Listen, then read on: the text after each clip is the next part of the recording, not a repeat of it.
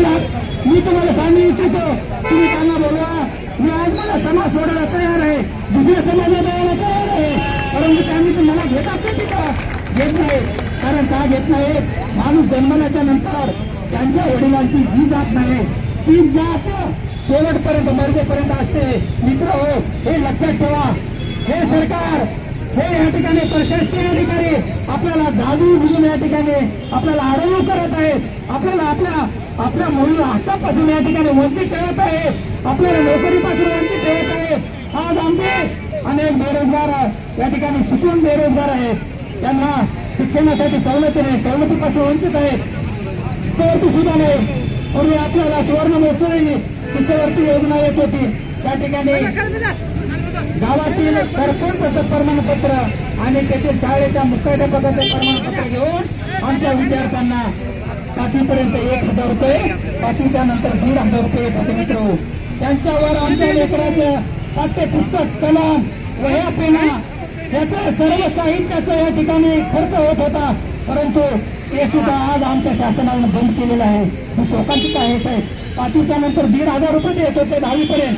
10वीच्या नंतर आम्हाला प्रमाणपत्र मागत होते, पण प्रमाणपत्र न निघाल्यामुळे आमचे अनेक भगिनी बांधव या ठिकाणी शाळा सोडून या ठिकाणी रोजगार करत आहेत. त्या ठिकाणी याची दखल घेतली पाहिजे.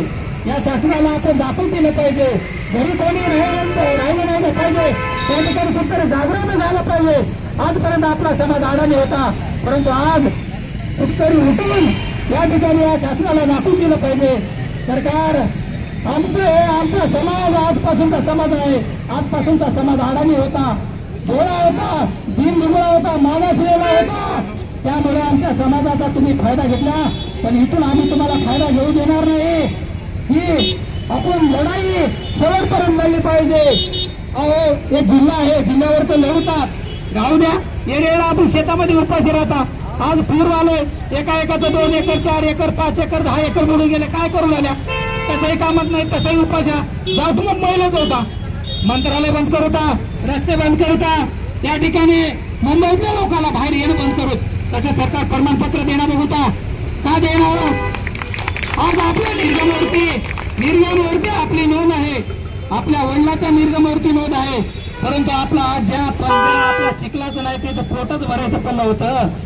शासनाला मला सांगायचं आहे साहेब, डॉक्टर बाबासाहेब आंबेडकर ज्यावेळेस घटना आलेली त्यावेळेस आमच्या जातीची जमातीची नोंद त्या ठिकाणी लिहून ठेवलेली आहे, परंतु त्यापूर्वी आपलं जे नांदेड जिल्हा असेल, मराठवाडा असेल, हैदराबाद संस्थानामध्ये होता.